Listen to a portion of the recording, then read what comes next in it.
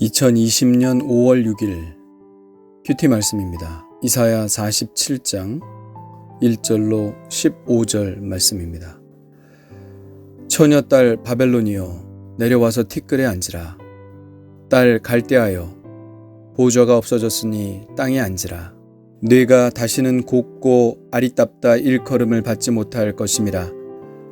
맷돌을 가지고 가루를 갈고 너울을 벗으며 치마를 걷어 다리를 드러내고 강을 건너라. 내 속살이 드러나고 내 부끄러운 것이 보일 것이라.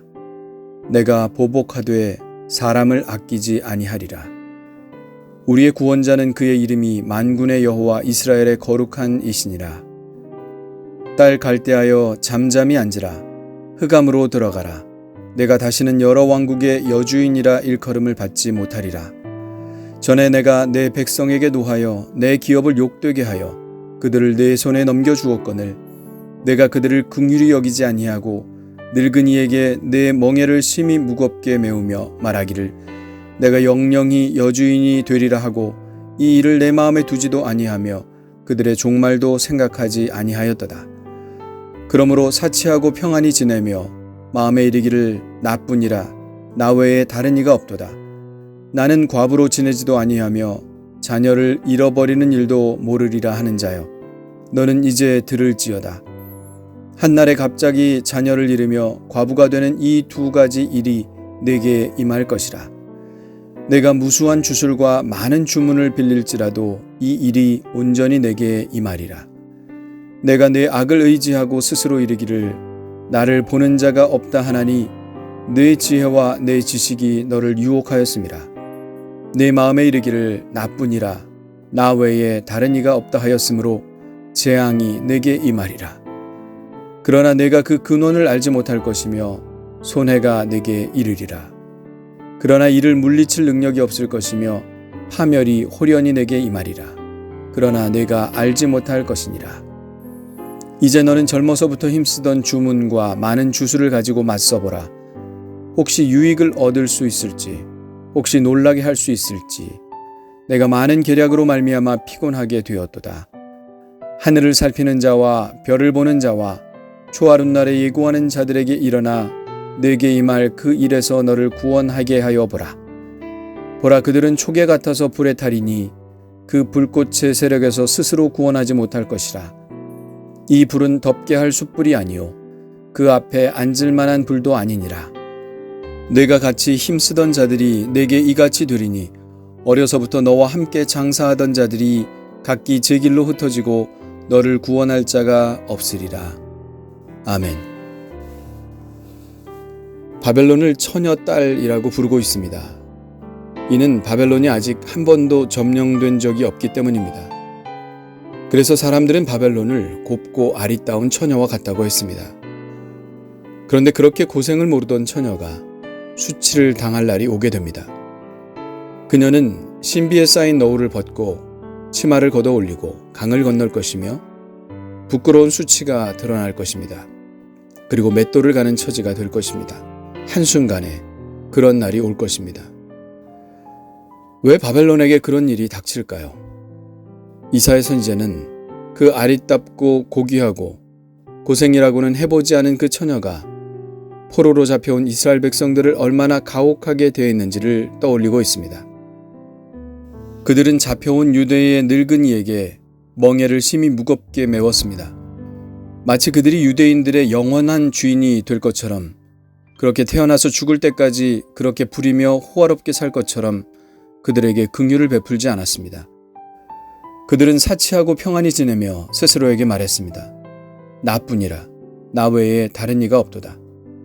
나는 과부로 지내지도 아니하며 자녀를 잃어버리는 일도 모르리라. 그러나 과연 그럴까요? 이스라엘의 거룩하신 하나님이 계신데 과연 그들이 그런 호화롭고 평안한 생활을 영원히 할 수 있을까요? 그럴 수 없습니다. 거룩하신 하나님은 다른 말로는 공의로우신 하나님이라는 뜻을 표현하고 있습니다. 공의로우신 하나님이 계신데 그럴 리가 없지요. 하나님은 바벨론 사람들이 유대인들을 자비 없이 대한 것을 포함하여 그들의 교만에 대한 값을 치르게 하실 것입니다. 그들의 교만은 아무 수스럼 없이 이렇게 스스로 말하도록 했습니다. 나뿐이라 나 외에 다른 이가 없도다. 어디서 많이 들어본 말 아닙니까? 천상천하 유아독존, 하늘 위에도 하늘 아래에도 자기밖에 없다는 고타마 시타르트의 깨달음의 말입니다. 성경에서는 인간의 교만을 가장 극명하게 나타내는 말이 어떤 종교에서는 평생의 깨달음의 말이라니 참으로 아이러니합니다. 어쩌면 이 말은 인간의 외로움을 표현하는 말이기도 할 겁니다. 아무도 믿을 사람이 없고 오직 믿을 사람은 자기밖에 없으니 스스로 고군분투하여 살 수밖에 없다는 것이죠. 이러한 외로움이 결국은 교만으로 열매를 맺게 됩니다. 흔히 자수성가한 사람들이 이런 사고방식을 많이 가지고 있다고 말합니다. 스스로만을 믿을 수밖에 없는 외로움이 결국 스스로 자신을 높이는 결과를 낳게 되는 것이죠. 그러나 우리는 우리의 환경이 어떻든 어떻게 살아왔든 이런 교만한 말을 입 밖에 내어서는 안 됩니다. 나뿐이라 나 외에 다른 이가 없도다. 얼마나 교만한 말입니까? 사람은 이런 말을 할 수 없습니다. 자기를 지으신 참 존재가 계신데 왜 외롭습니까? 왜 혼자입니까? 왜 자기만을 믿고 살아야 합니까? 이 말을 할 수 있는 분은 세상에 오직 한 분밖에 계시지 않습니다. 바로 하나님이십니다. 세상의 모든 존재는 사실 진정한 존재라고 할 수 없습니다. 참 존재이신 하나님께 그저 의존된 존재일 뿐입니다. 오직 하나님만이 유일한 존재이십니다.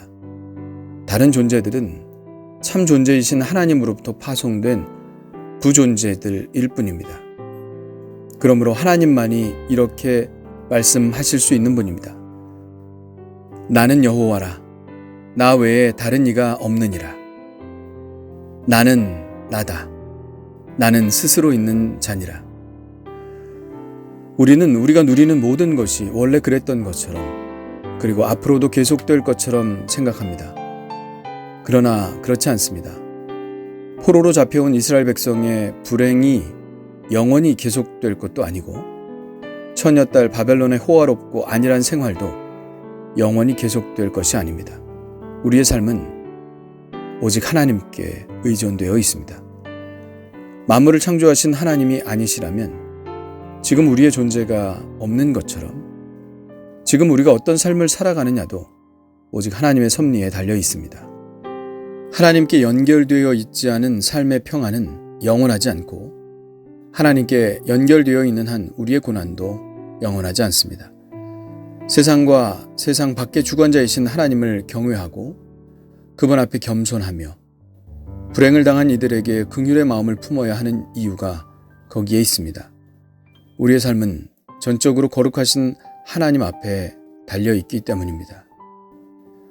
주님, 저의 존재는 전적으로 하나님의 존재에 의존되어 있음을 고백합니다. 세상에 나뿐이라 나 외에 다른 이가 없다는 이 교만한 말을 입 밖에 내지 않게 하옵소서. 언제나 하나님이 나와 함께 하시며 나의 존재를 붙들고 계신다는 생각을 늘 잊지 않게 하시고 그 하나님의 마음에 합당한 삶을 살아가게 하시옵소서. 예수님의 이름으로 기도합니다. 아멘.